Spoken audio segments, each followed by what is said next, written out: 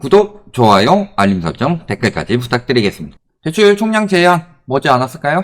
대환대출도 막는다는 것 같던데 과연 그럴지 의문이긴 하네요. 일단은 대출 총량 제한의 경우는 1월부터 이야기가 나왔습니다. 이 이야기가 나온 이유는 무엇 때문이에요? 금융당국의 은행권 압박 때문이죠. 왜냐면은 대출이 계속 늘어난다. 이것에 따라서 현재 어느 정도 과거 대비 고금리죠. 이런 시너지가 받으면서 지금 부실채권이 많이 늘어나고 있는 상황이고, 부실채권을 통해서 지금 회생, 파산, 경매 이런 것들이 계속 늘어나고 있는 상황이고, 또 대출이 늘어나면서 생산성이 떨어지죠.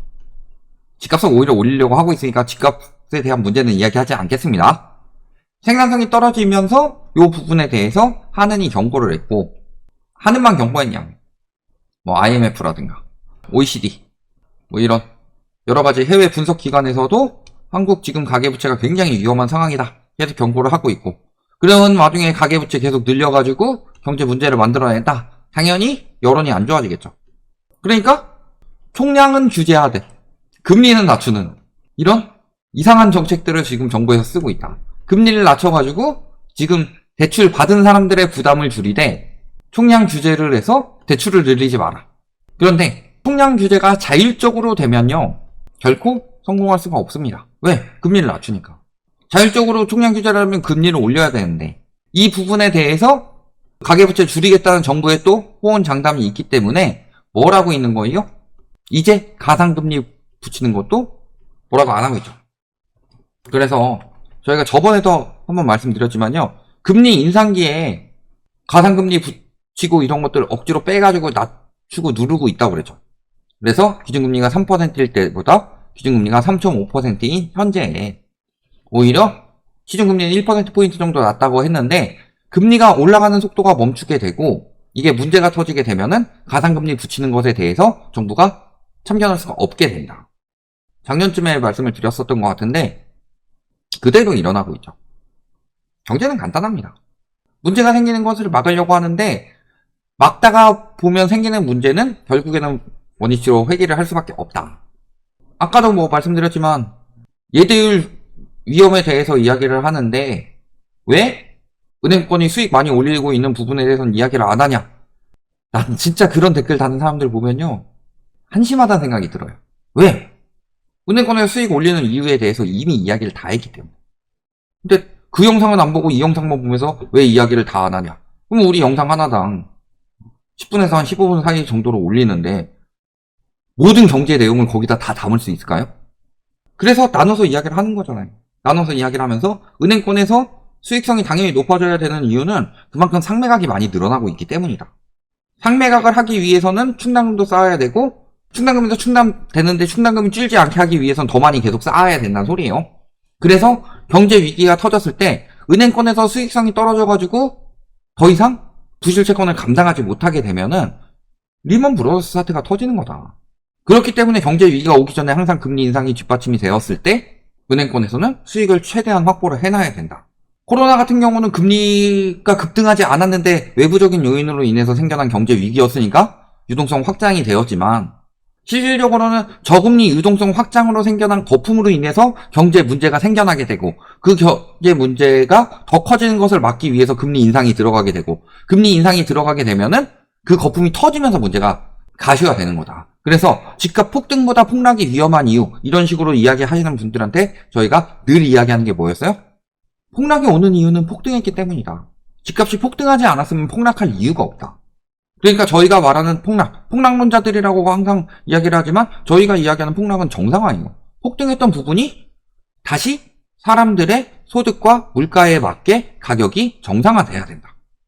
그러니까 폭락이라고 지금 이야기하시는 분들의 태반은 정상화론자들이에요. 그냥 자기들 자산 떨어지는 게 너무나도 싫으니까 까고 싶을 뿐인데, 자산이 떨어지더라도 나라가 정상화가 돼야지 괜찮은 거 아니에요? 대환대출을 막는다고 합니다. 금융당국 가계대출 엇박자 정책 불똥 떨어져서 저금리 대환대출이 막힌다. 총량 제한과 대환대출이 엇박자가 생긴다. 왜 엇박자가 생기느냐?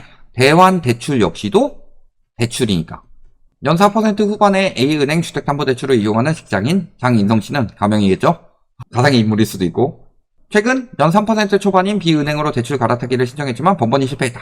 환승이 가능한 9시부터 알림을 설정해두고 곧바로 신청했지만 접속량 초과로 대출 실행 불가.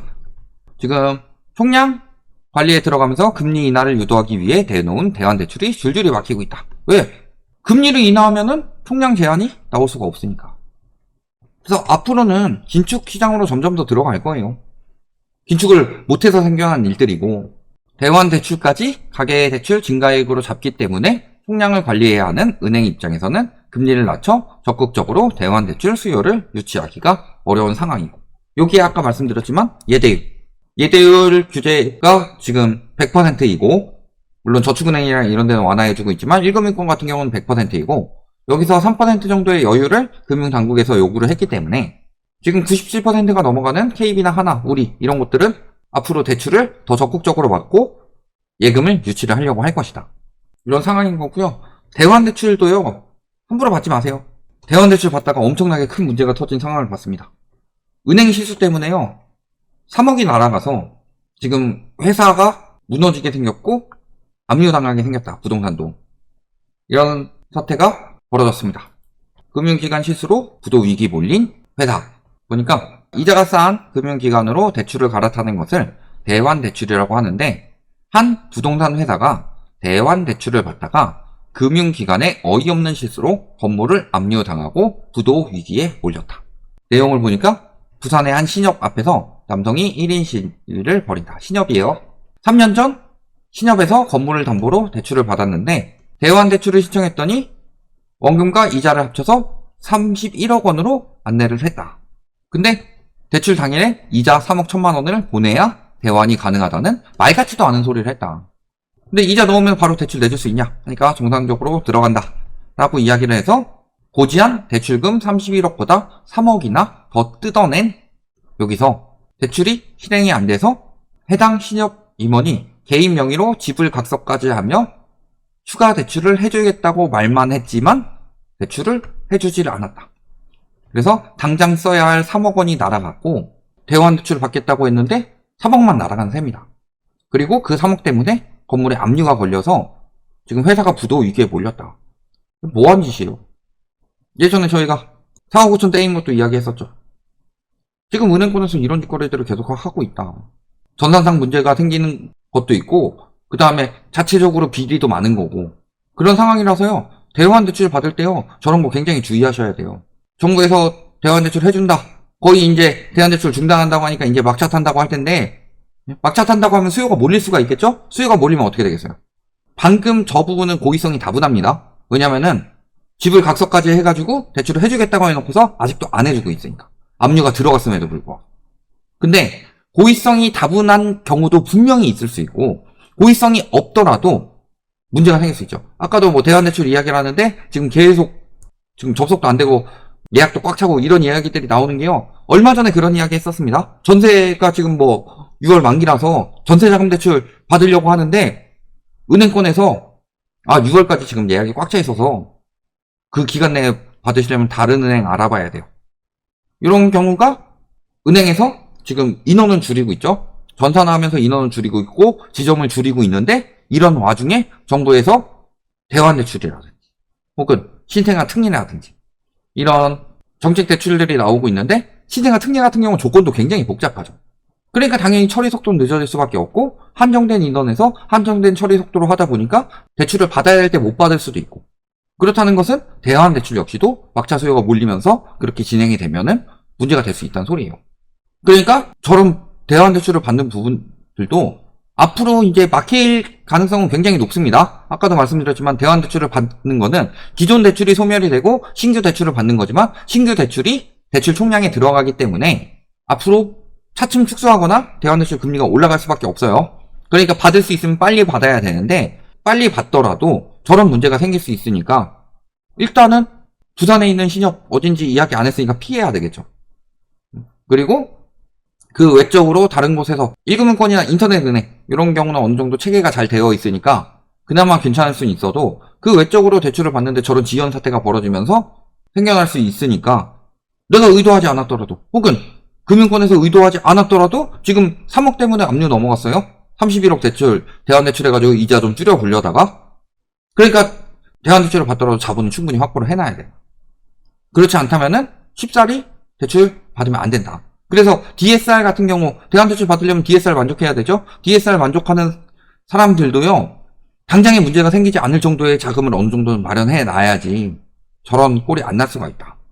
그런 부분들 잘 생각해 보시고, 대환대출 잘못 받으려다가 3억 날아가서 회사 날아가는 수가 있으니까, 특히 사업자 대출로 받으시는 분들은 더더욱 주의를 해야 된다. 여기까지 말씀드리겠습니다.